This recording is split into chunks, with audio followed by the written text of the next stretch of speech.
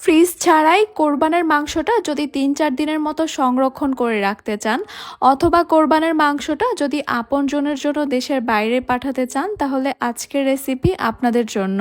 আসসালামু আলাইকুম everyone, welcome to Afsara's mini kitchen.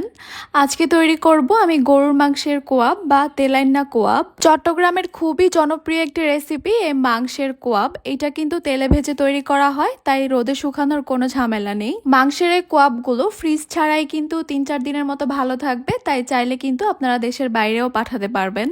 মাংসের কোয়াব তৈরি করার জন্য আমি এখানে ১ কেজি পরিমাণ গরুর মাংস নিয়েছি। এখানে কোনো হাড় নেইনি, তবে সামান্য চর্বি নেওয়া যাবে। কোয়াব তৈরি করার জন্য একদম সলিড মাংস নিতে হয়, আর মাংসের পিসগুলোকে এইরকম একটু বড় করে কেটে নিতে হয়। আপনারা চাইলে ছোট করেও কেটে নিতে পারেন, তবে কোয়াবের মাংস একটু বড় করেই নিতে হয়, তাই আমি একটু বড় করেই নিয়েছি। এবার আমি মাংসের সঙ্গে দিয়ে দিব ১ টেবিল চামচ আদা বাটা, দিয়ে দিব ১ টেবিল চামচ রসুন বাটা, জিরা গুঁড়া দিয়ে দিচ্ছি ১ চা চামচ, কালো গোলমরিচের গুঁড়া দিয়ে দিব ১ চা চামচ, ধনিয়া গুঁড়া দিয়ে দিব ১ চা চামচ, গরম মশলা গুঁড়া দিয়ে দিচ্ছি ১ চা চামচ, লাল মরিচের গুঁড়া দিয়ে দিব ১ চা চামচ, হলুদ গুঁড়া দিয়ে দিচ্ছি 1/2 চা চামচ, লবণ দিয়ে দিচ্ছি ১ চা চামচ বা প্রয়োজন মতো। এবারে সবগুলো মশলা দিয়ে মাংসটাকে খুব ভালো করে মাখিয়ে নিব। একটু সময় নিয়ে মশলাগুলোকে মাংসের গায়ে খুব ভালো করে মাখিয়ে নিতে হবে, কারণ মশলা মাখানো এই মাংসগুলোকে আমি কিছুক্ষণের জন্য রেস্টে রাখবো। মাংসের মধ্যে যেন মশলাটা ভালোভাবে ঢুকতে পারে, তাই এই মাখিয়ে নেওয়ার কাজটা একটু সময় নিয়ে ভালো করেই করতে হবে। আসলে এই কোয়াবটা তৈরি করা অনেক বেশি সহজ, আপনারা পুরো রেসিপিটা দেখলেই বুঝতে পারবেন। এই মাখিয়ে নিতেই যত ঝামেলা, আর কিন্তু কোনো ঝামেলা নেই। মশলা মাখানো এই মাংসগুলোকে এবার আমি একটা ঢাকনা দিয়ে ঢেকে রেস্টে রেখে দিব ২ ঘন্টার জন্য।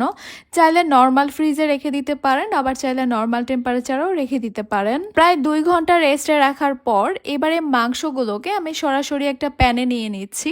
আচ্ছা, আপনাদের হাতে যদি আরও বেশি সময় থাকে তাহলে কিন্তু আরও বেশি সময়ের জন্য এই মাংসগুলোকে ম্যারিনেট করে রাখতে পারেন।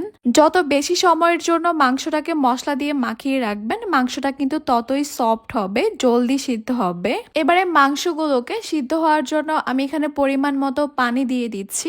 মাংস থেকেও কিন্তু পানি উঠবে, তাই পানিটা একটু বুঝে দিতে হবে, কারণ মাংসগুলোকে এইভাবে সিদ্ধ করে নিতে হবে। মাংসগুলো যেন সিদ্ধ হয়, আবার যেন কোনো পানিও না থাকে এক্সট্রা। যেহেতু মাংসগুলো একটু বড় পিস করে কাটা, তাই পানির পরিমাণটা একটু বেশিই লাগতে পারে। পানিটা শুকিয়ে যাওয়ার পরও যদি আপনাদের কাছে মনে হয় মাংসটা সিদ্ধ হয়নি, তাহলে আপনারা আরও একটু গরম পানি অ্যাড করে দিবেন।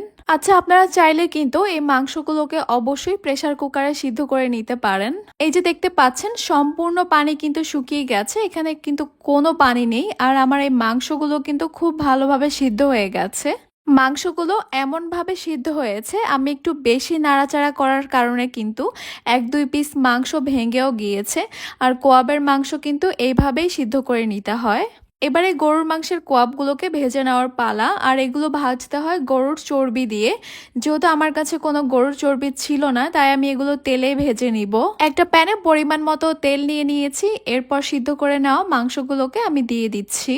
যেহেতু মাংসগুলো একদমই সিদ্ধ করে নেওয়া, তাই এগুলো ভাজতে কিন্তু খুব একটা বেশি সময় লাগবে না। চারপাশ থেকে খুব সুন্দর একটা কালার চলে আসলে এগুলো ভাজা হয়ে যাবে। আমি কিন্তু মাংসগুলোকে একটু বড় পিস করেই কেটে নিয়েছিলাম। মাংসগুলো সিদ্ধ হওয়ার পর আবার ভেজে নেওয়ার পর কিন্তু আর একটু ছোট হয়ে গেছে, তাই চেষ্টা করবেন একটু বড় করেই নেওয়ার, দেখতে বেশি ভালো লাগবে। আমি মাংসগুলোকে এপাশ ওপাশ করে প্রায় ১০ মিনিটের মতো ভেজে নিয়েছি। এরপর ভেজে নেওয়া মাংসগুলোকে তেল ঝরিয়ে তুলে নিব।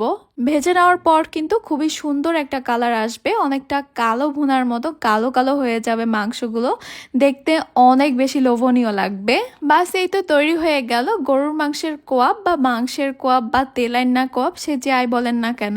আমি কয়েকটা মাংস একটু আপনাদেরকে ভেঙে দেখাচ্ছি, মাংসের ভিতর থেকেও কতটা পারফেক্টলি কুক হয়েছে।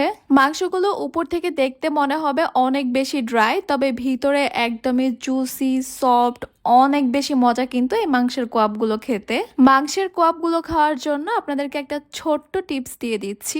পান্তা ভাতের সঙ্গে মাংসের কোয়াব খেতে কিন্তু অমৃত লাগে, অবশ্যই একবার ট্রাই করে দেখবেন। আর যারা দেশের বাইরে মাংসগুলো পাঠাতে চাচ্ছেন, ৩-৪ দিনের মতো নর্মাল টেম্পারেচারেই কিন্তু মাংসগুলো ভালো থাকবে। আবার আরও বেশি সময় ধরে সংরক্ষণ করতে চাইলে অবশ্যই নর্মাল ফ্রিজে রেখে দিতে হবে। এই কোরবানি ঈদে অবশ্যই একবার হলেও এই কোয়াবটা তৈরি করে দেখবেন, সবাই খুবই পছন্দ করবে। আশা করছি আমার আজকের রেসিপি আপনাদের কাছে খুবই ভালো লেগেছে আর সহজও লেগেছে। তাহলে আজকে এই পর্যন্তই। সবাই অনেক বেশি ভালো থাকবেন, সুস্থ থাকবেন, সবাই সবার জন্য দোয়া করবেন। আল্লাহ হাফেজ।